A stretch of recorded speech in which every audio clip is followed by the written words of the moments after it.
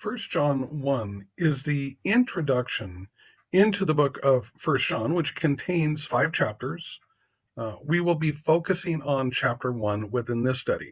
It contains 10 verses, and the links to the different studies will be in the description below. First John, the entire book, is really good as it relates to understanding who Jesus is, as well as associated parameters. This is what we will be studying as we progress through the book of First John. Now, to begin with, we begin at the beginning within verse 1, wherein we're learning who the Word of Life is, and really positioning the entire chapter forward so that we have a foundation built wherein we can springboard forward in understanding the Father and Son correlation. And within that, like in verse 4, we learn about how this affects us emotionally.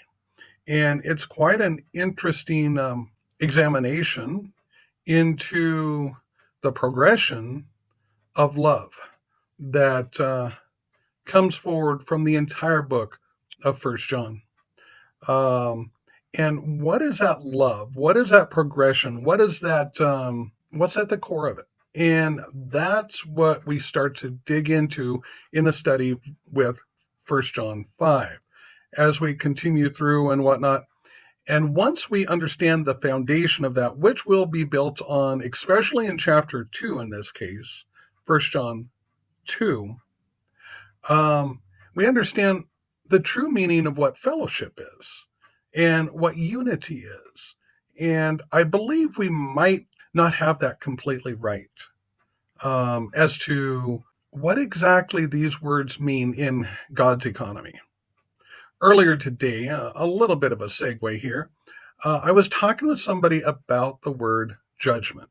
And it's an interesting topic. I'm not really going to go into the details of it right now, but may I suggest that when we're talking about love in God's economy, it is different than love in the economy of the world.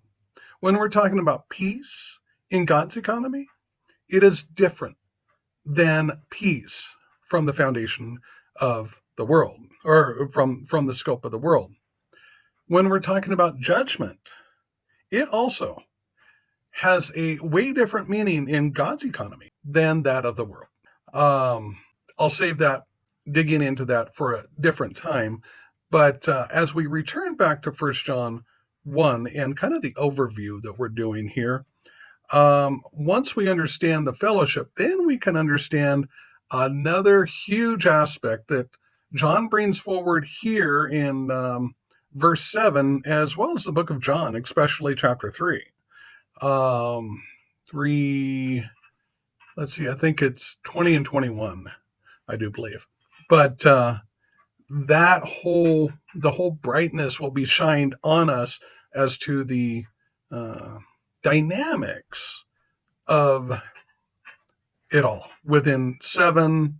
And if we don't walk in that dynamics, the consequences of not doing so are then brought forward in verse 8.